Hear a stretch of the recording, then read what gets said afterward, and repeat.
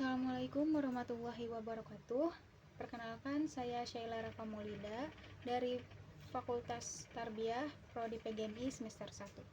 Di sini saya akan menjelaskan tentang Rosem, sejarah, bagian, dan penerapannya pada Mushaf Standar Indonesia. Rosem adalah sistem penulisan huruf dalam Mushaf Al-Quran. Jadi, Rosem bukan cara membaca, melainkan cara menulis ayat Al-Quran. Walaupun sekarang kita terbiasa dengan tulisan Arab modern. Mushaf Al-Quran punya aturan khusus agar teksnya tetap sesuai dengan mushaf yang diwariskan sejak zaman para sahabat. Pengertian Rosem secara sederhana adalah aturan penulisan kata-kata dalam mushaf Al-Quran. Rosem menentukan apakah suatu kata ditulis lengkap atau dipersingkat, apakah ada huruf yang dihilangkan, bagaimana bentuk penulisan yang tidak selalu ada dalam ejaan Arab modern. Contohnya seperti kata sholat. Dalam Rosem Utsmani sering ditulis sholawatu. Secara bacaan tetap sholat, tetapi secara tulisan itu berbeda. Sejarah Rosem. Pada zaman Nabi Muhammad SAW, Al-Quran ditulis di pelepah kurma, kulit, tulang, dan batu. Tulisan Arab pada saat itu belum ada titik, belum ada harokat. Penulisan masih sederhana, mengikuti kebiasaan Arab saat itu.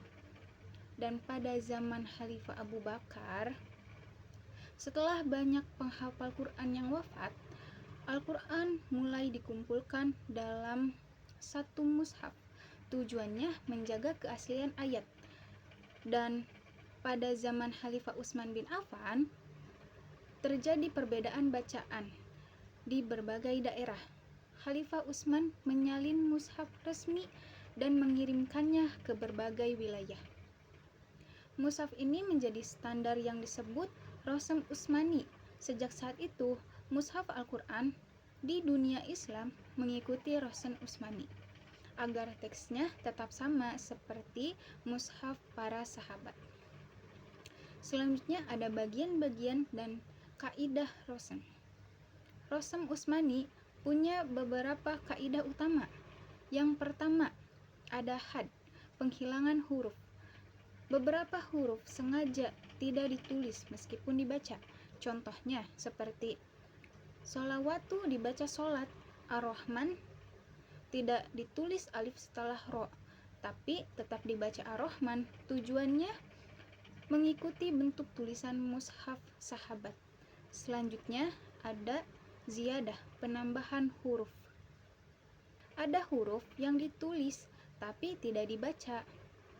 Contohnya seperti aulau, ada waw tambahan.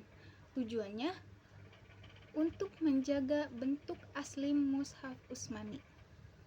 Selanjutnya ada badal. Badal adalah penggantian huruf. Satu huruf ditulis dengan bentuk huruf lain. Contohnya sholawatu, alif diganti waw.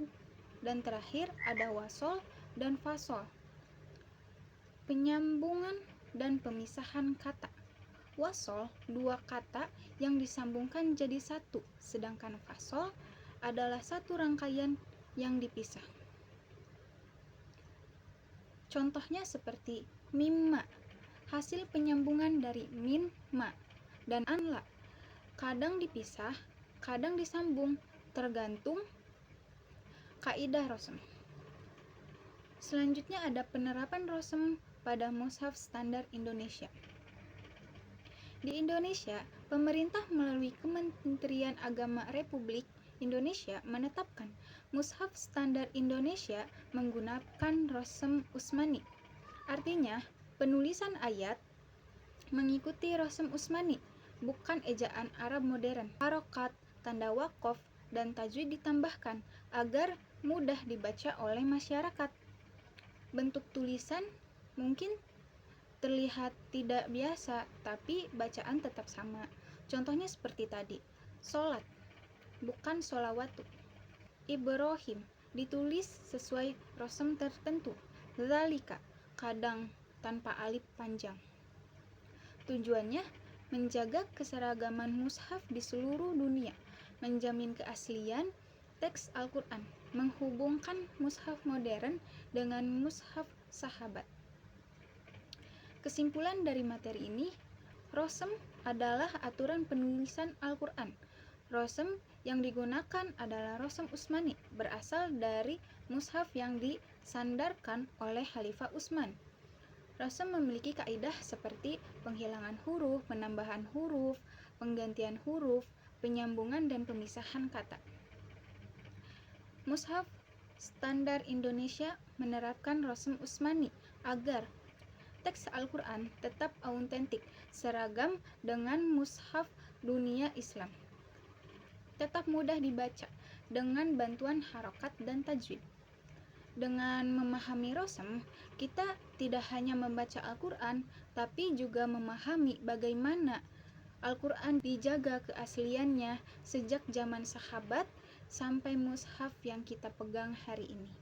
Mungkin cukup sekian penjelasan dari saya, kurang lebihnya mohon maaf. Wassalamualaikum warahmatullahi wabarakatuh.